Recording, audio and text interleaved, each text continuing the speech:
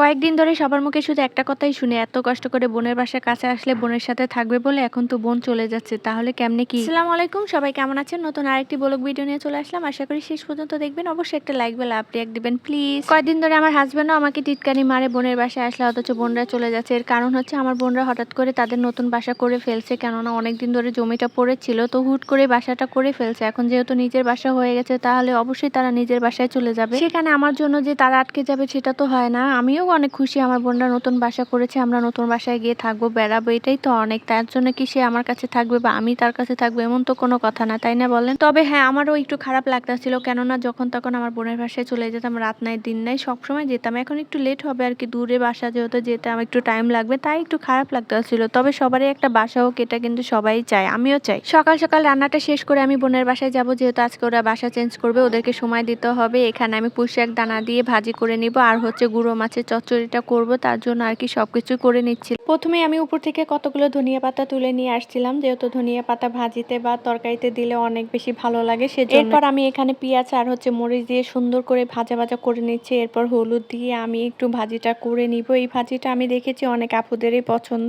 আমারও অনেক পছন্দ। এই তো এখানে যেহেতু পেঁয়াজটা নাড়াচাড়া দিচ্ছিলাম, ওদিকে হাজবেন্ড বলতেছে তুমি আজকে এত সকালে উঠলে কেন? আমি বললাম আজকে সকালে উঠেছি যাতে তাড়াতাড়ি তোমাকে রান্না করে খাওয়াতে পারি, তা না হলে তো বলবে বোনের বাসার জন্য এখন আমাকে খাওয়ালে না। যাই হোক, হাজবেন্ডের সাথে মাঝে মাঝে একটু দুষ্টামি করি, সে এইগুলো কিছু মনে করে না, সে জানে আমি মজা করি। তো এখানে আমি হলুদটাও দিয়ে দিলাম, দিয়ে সুন্দর করে নেড়েচেড়ে এখানে আলু আর হচ্ছে পুঁই শাকের দানাটা ধুয়ে রেখেছিলাম গতকাল রাতেই, সেটাই দিয়ে দিলাম। একটা মজার ব্যাপার হচ্ছে আজকে আমি ভয়েসটা দিচ্ছি আমার বোনের বাসায় ছাদে বসে, কেননা নিচে তো ওদের জন্য বসতেই পারি না। ছাদটা এত সুন্দর করেছে খেলনা টেলনা দিয়ে যে পোলাপানি সবসময় ছাদে আসতে চায়, আর আমার খুব ভয় লাগে ওরা একা ছাদে থাকে, সেজন্য ওরা খেলতে চায় আর আমি এখানে ভয়েস দিচ্ছি। অবশ্যই একটু ক্ষমা দৃষ্টিতে দেখবেন, জানি একটু বাহিরের নয়েজ আসতেছে, আমি কি করব বলেন, আমার তো কিছু করার নাই, আপনাদের সাথেও তো আমার সময় দিতে হবে, সেজন্যই ভয়েসটা দিচ্ছি। কারণ বড় ভিডিও না দিলে একদমই ভালো লাগে না, মনে হয় আপনাদের সাথে আমার কথাই হয় না। আমি কিন্তু মাঝখানে ধনিয়া পাতা দিয়ে দিচ্ছি, এখন নেড়ে চেড়ে সুন্দর করে ঢাকনা দিয়ে ঢেকে রান্নাটা করে নিব। তেল উঠে আসলে আমার রান্নাটা হয়ে যাবে। তো মাশাআল্লাহ এত মজাদার ছিল এই ভাজিটা, আমার কাছে তো অনেক ভালো লাগে। আমার মায়ের কাছে কিন্তু এই পুঁই শাকের দানার অভাব নাই, অথচ তারা জানেই না এটা কিভাবে খেতে হয়। আমিও জানতাম না, ঢাকাতে এসে এটা খাওয়া শিখেছি। তো এটা কিন্তু আমার অনেক আপুদেরই প্রিয়, আমি দেখেছি অনেকের ভিডিওতে এটা করতে। তো এখন আমি এই তো পিরিচে ঢেলে নিচ্ছিলাম। তো এই তো আমার ঢালা হয়ে গেল, সুন্দর করে রেখে আমি